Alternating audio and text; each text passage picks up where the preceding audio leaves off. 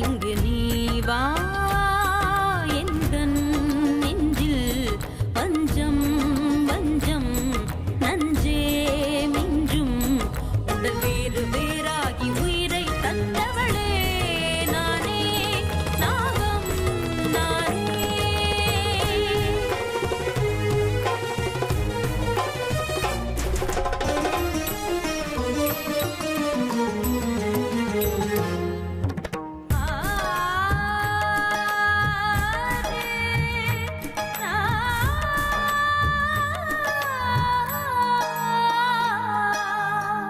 ஜென்மம் பல தாண்டி உன்னோடு வாழ வேண்டுமே மரணம் தன்னை வென்று தினம் காதல் செய்யவா நாகமணி தேடி என் ஜீவன் இங்கு வாடுதே சொந்தங்களை நாடி உயிர் தேடி ஓடுதே பூமிக்கு வந்த நிலவு பிறவீது சாபமா கடமையை தாண்டும் உறவு மனமிளகிடுமா எந்தன் நெஞ்சில் வஞ்சம் வஞ்சம் நஞ்சே மிஞ்சும் உடல் வேறு வேறாகி உயிரை தந்தவளே நானே நாகம் நானே தந்தவளே நானே நாகம் நானே.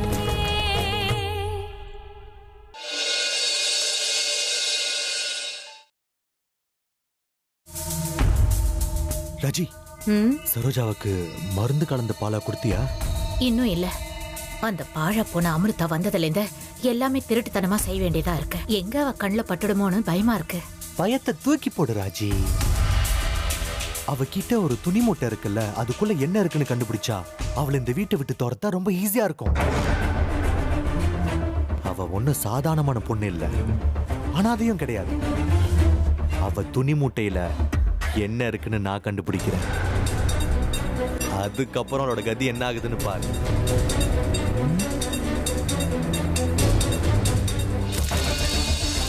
எங்களை துரத்திக்கிட்டு இருக்கிறத நாங்க கொன்ன நாகராஜா நாகராணியோட பொண்ணா? ஆமா ருத்ரா, தன்னோட அம்மாவையும் அப்பாவையும் கொன்னவனை அடியோட அழிச்சிடணும்னு பழி வாங்குற எண்ணத்தோட வந்திருக்கா. அவ பதுங்கிக்கிட்டு இருக்கா. ஆய போற நேரம் தெரியல. எதிரிகளை தேடி கண்டிப்பா அவ அழிச்சே தீர்வா. பாபா, நீங்களே இப்படி சொன்னா எப்படி? அப்புறம் என்ன காப்பாத்துறது யாரு? எதுக்கு பயப்படுற? நான் உன்னை காப்பாத்துறேன். நீ தைரியமாயிரு. ஞாபகத்துல வச்சுக்கோ, நாகராணியோட நடக்க போற இந்த யுத்தம் சுலபமாயிருக்காது. ரொம்ப கடினமான போராட்டம் இது. எதுக்காக சொல்றேன்னா, அவ நாகலோகத்திலிருந்து வந்திருக்கிற நாகராணி. பெத்தவங்களை சாகடிச்சவங்களை பழி தீர்க்கறதுக்காக வந்திருக்க. அது மட்டும் இல்லாம தன்னோட அம்மாவுடைய சடலத்தையும் கையிலேயே வச்சுக்கிட்டு இந்த மனித லோகத்துக்கு வந்திருக்கிறார் ருத்ரா. இப்படிப்பட்ட ராஜ நாகங்களுக்கு அந்த ஆண்டவன் கொடுத்த வர என்ன தெரியுமா?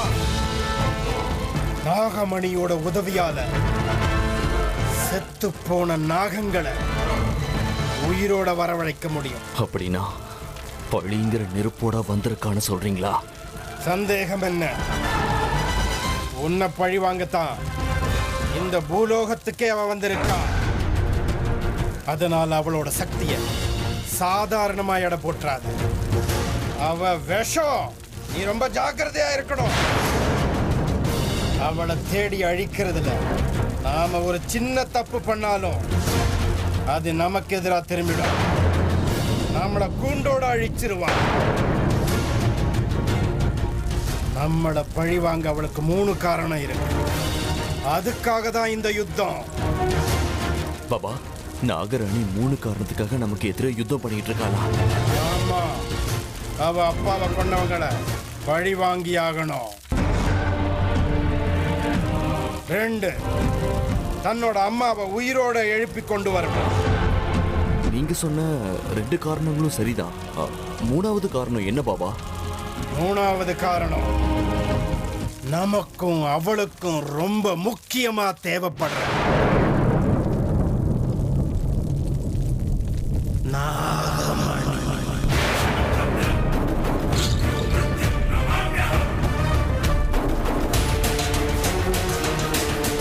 நாகலோகத்துடைய கௌரவம், அவங்க பாதுகாப்புல இருந்த அந்த நாகமணியை எடுத்துட்டு போக வந்திருக்கா. இதுக்காக தான் அவ இங்க வந்திருக்கா. ருத்ரா, இனிமேதான் நாம ரொம்ப ரொம்ப எச்சரிக்கையா இருக்கோம். காரணம் என்னன்னா, எந்த உருவத்தில் அவ வரான்னு நமக்கு தெரியாது. எந்த உருவத்திலையும் மாறக்கூடிய சக்தி அவகிட்ட இருக்கு. இந்த சக்தியை வச்சுக்கிட்டு தான் மனித லோகத்துக்குள்ள காலடி எடுத்து வச்சிருக்கிறான். அதனால இது ரொம்ப கடினமான வேலை. எந்த விதமான சவால்களையும் சந்திக்க நான் தயாரா இருக்கேன். அப்படின்னா நீங்க இந்த கோவில போட்டுட்டு வந்த கோட்டை தாண்டி வந்தாலும் எந்த பிரயோஜனமும் இல்லையா? அவள் உங்களால கட்டுப்படுத்த முடியாதா? அந்த நாகராணி உங்க கையில கிடைக்க மாட்டாளா? ருத்ரா, இந்த பைரவன் கால பைரவனோட பக்தன். கூறி வச்சாச்சு. அந்த நாகராணி மாதிரியே எனக்கும் பல சக்திகள் இருக்கு. ஒரே ஒரு தடவை நாம் போட்ட அந்த கோட்டுக்குள்ள அவ வந்தா போதும், முடிவதான். அதுக்கப்புறம் அவ திரும்ப போகவே முடியாது. அப்படின்னா இன்னும் அவ வரலங்கிற தவிப்பு இல்ல உனக்கு? வேண்டாம் ருத்ரா, எதுக்கும் அவசரப்பட்டு நீ காரியத்தை கெடுத்துறாது. நாளைக்கு அர்த்த ஜாமம் வரைக்கும் அந்த கோட்டுக்கு சக்தி இருக்கும். அதுக்குள்ள வரணும். அந்த நாகராணி வந்தாகணும். நாம் போட்டு இருக்கிற அந்த மாய கோட்டுக்குள்ள கண்டிப்பா சிக்குவா. ஜெய் மகாகாளி.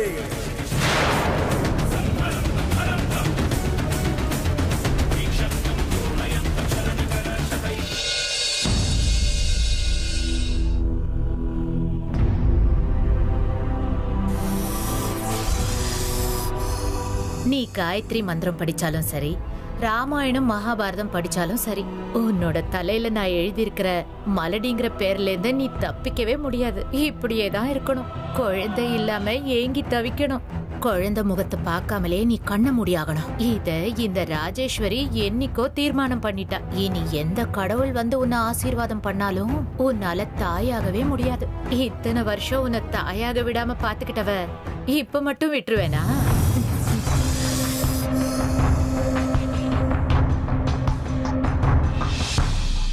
சரோஜா, இந்தா பாலக்குடி.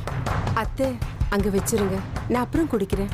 இந்த கதையெல்லாம் சொல்லாத, முதல்ல குடி. அத்தை, நான் ஸ்லோகம் படிச்சுட்டு இருக்கேன். படிச்சு முடிச்சதுக்கு அப்புறம் குடிக்கிறேன். அங்க வச்சிருங்க. இந்த ராஜேஸ்வரி ஒரு வார்த்தை சொன்னா அதுக்கு மறுபேச்சு பேசக்கூடாது. முதல்ல இந்த பாலக்குடி.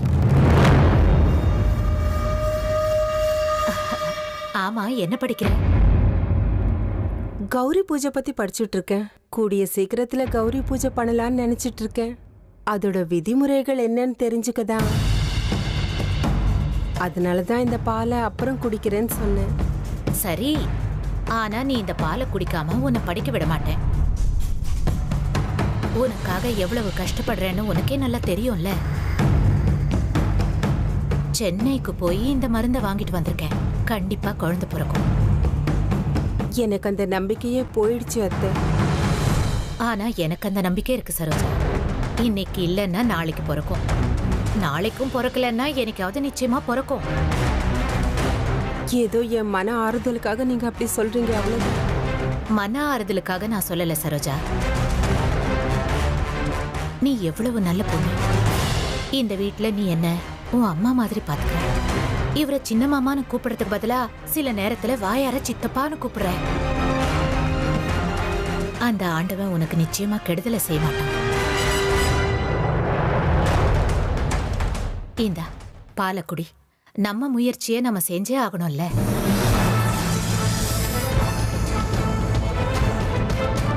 எல்லாம் அந்த ஆண்டவன் கையில தான் இருக்கு.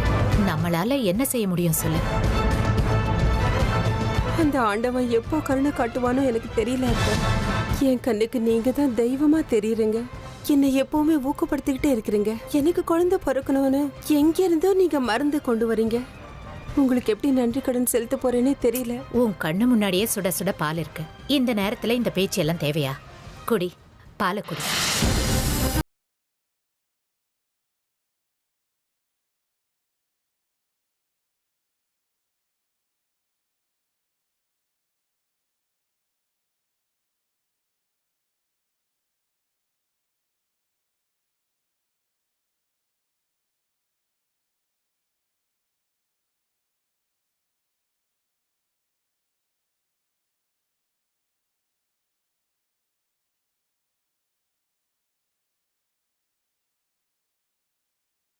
முழுங்கிட்டல்ல, அது போதும்.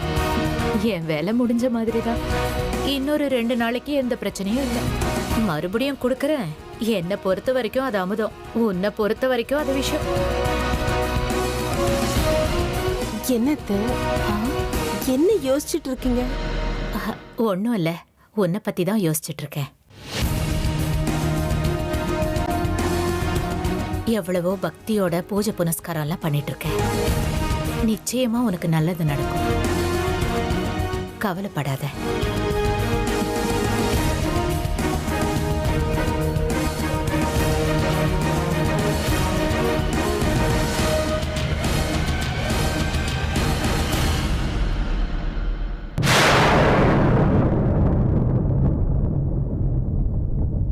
அம்மா, அவங்க கொடுத்துட்டு போனாங்களே, அது என்னது? அதா, எனக்கு குழந்தை பிறக்கணுங்கிறதுக்காக பாவம் சின்னத்தை எங்கெங்கயோ போய் மருந்தெல்லாம் வாங்கிட்டு வருவாங்க. 2-3 நாளைக்கு ஒரு தடவை எனக்கு கொடுப்பாங்க.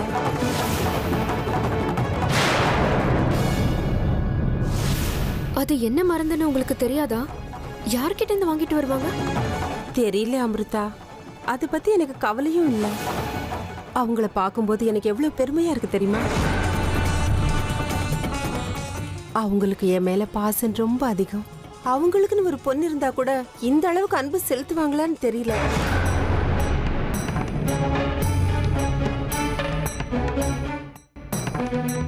அம்மாங்கிற புனிதமான உறவை ஆண்டவன் எப்படியெல்லாம் படைச்சிருக்கான்னு பாத்தியா? எனக்கு அம்மா இல்ல, அதனாலதான் அத்தையும் சின்னத்தையும் அம்மாவா நினைக்கிறேன். உனக்கும் அம்மா இல்ல, நான் உன்னை என்னுடைய மகளா நினைக்கிறேன். அவங்களுக்கு கொஞ்சம் கூட சுயநலமே கிடையாது அமிர்தா. அவங்களுக்கு இருக்கிறதெல்லாம் ஒரே ஒரு ஆசைதான், எனக்கு குழந்தை பிறக்கணும் தான். இந்த வீட்டுக்கு மருமகளா வந்ததுக்கு நான் ரொம்ப கொடுத்து வச்சிருக்கணும். அதுலயும் இப்ப நீ இந்த வீட்டுக்கு வந்ததுக்கு அப்புறம் எனக்கு ரொம்ப சந்தோஷமா இருக்கு அமிர்தா.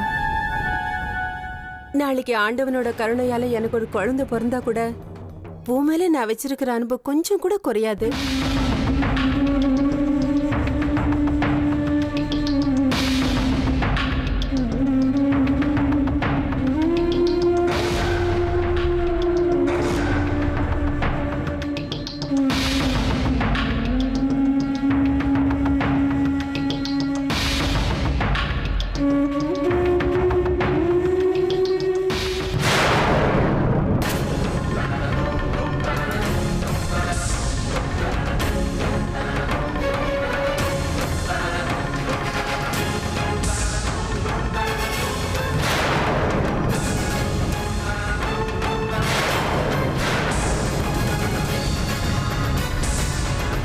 அப்படின்னா அவங்க மருந்து கொடுக்கல, குழந்தை பிறக்க கூடாதுன்னு கொஞ்சம் கொஞ்சமா விஷத்தை கொடுக்கறாங்க.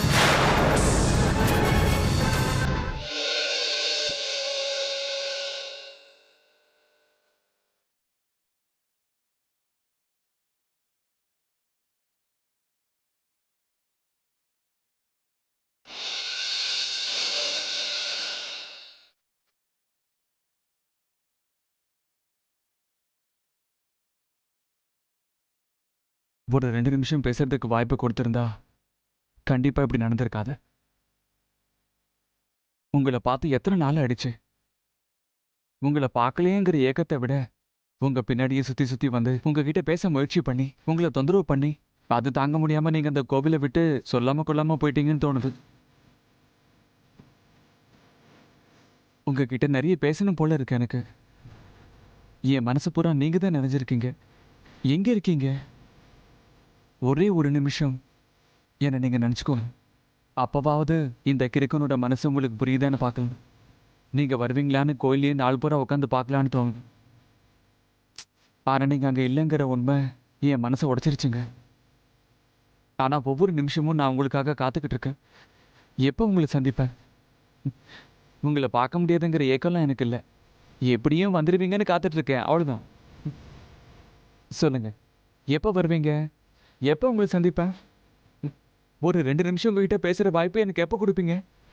நீங்கள் கொடுக்குற அந்த 2 நிமிஷத்துல தான் என் வாழ்க்கையை அடங்கியிருக்கு.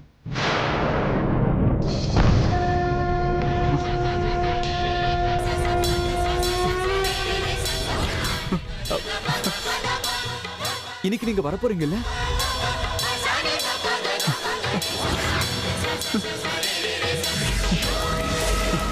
என் மனசுக்குள்ள என்னென்னமோ தோணுது, ஆனா சொல்ல முடியல. பட் இன்னைக்கு நீங்க வருவீங்கிறது மட்டும் கன்ஃபார்ம். இன்னைக்கு வாங்க, அது எப்படி என் பேச்சு கேட்காம போறீங்கன்னு நானும் பார்த்துறேன்.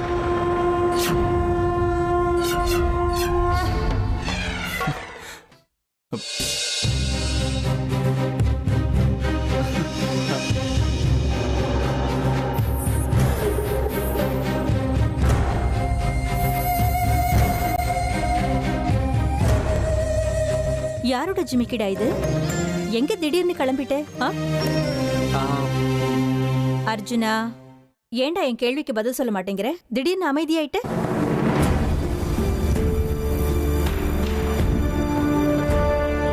என்ன நடக்குதுடா இங்க? அம்மா, நான் சொல்றேம்மா, இந்த ஜிமிக்கி அவனோட கேர்ள் ஃப்ரெண்ட். இது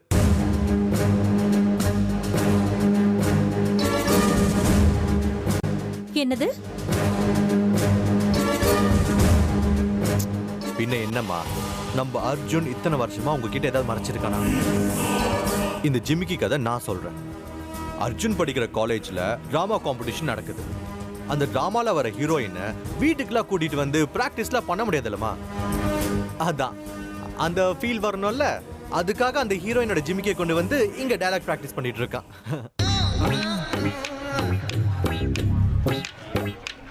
என்னடா டயலாக் பிராக்டிஸ் பண்ணிட்டல? இப்போ எந்த சீன்ல இருக்க? மனசுல இருக்கிறதெல்லாம் சொல்லியாச்சு.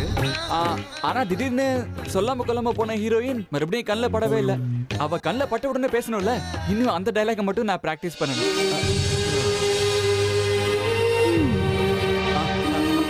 அம்மா, உனக்கும் சொல்லவா? எங்க டிராமா கதையை நீ தெரிஞ்சுக்கோ. வேண்டாம்ப்பா, உங்களோட இந்த டிராமாவெல்லாம் காலேஜோட வச்சுக்கோங்க. ஆனா ஏன் முன்னாடி நீங்க 2 பேரும் சேர்ந்து எந்த டிராமாவும் பண்ணல? இல்லம்மா, உன் முன்னாடி நான் எந்த டிராமாவும் பண்ணல. என்ன நம்புமா? அம்மாவுக்கு பிள்ளைங்க மேல எப்பவும் நம்பிக்கை இருக்கும்டா. ஆனா அந்த நம்பிக்கையை இந்த மகன் காப்பாத்திக்கணும். இந்த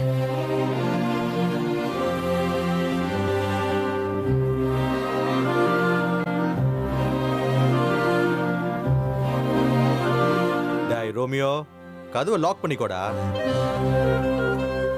அம்மா கூட நான் வந்ததுனால தான் நீ தப்பிச்ச. அம்மா தனியா வந்திருந்தா? தேங்க்ஸ் அண்ணா.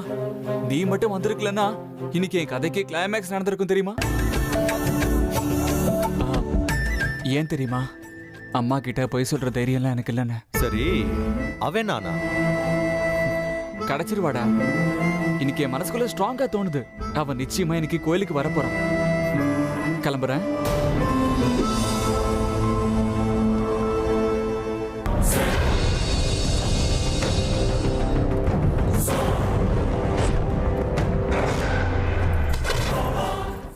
இன்னைக்கு எனக்கு ரொம்ப முக்கியமான நாள். இத்தனை வருஷங்கள் காத்திருந்த அந்த நிமிஷம் நெருங்கிடுச்சு. இத்தனை நாள் நான் காத்திருந்ததுக்கு இன்னைக்கு பலன் கிடைக்க போகுது. இன்னைக்கு எல்லா வித பயங்கள்ல இருந்தும் எனக்கு விடுதலை கிடைக்க போகுது. நல்ல நேரம் நெருங்கி வந்தாச்சு. நாகமணிய நான் அடைஞ்சே தீருவேன். அது போ சொந்தமா இருக்கும்னு கனவுல மட்டும்தான் உன்னால ஆசைப்பட முடியும். என் கனவுல வந்து நிக்கிற அந்த நாகராஜா இனிமே எப்படி வராங்கிறத நானும் பார்த்துடுறேன். இன்னையிலிருந்து நாகமணி மேல முழு உரிமையும் எனக்கு மட்டும்தான். நாகமணி அடையிறதுக்கு இருந்த ஒரே ஒரு தளங்களையும் இப்ப நான் விளக்க போறேன். இன்னையிலிருந்து நான் சொல்றது மட்டும் தான் நடக்கும். நான் நினைக்கிறதெல்லாம் நடக்கணும்.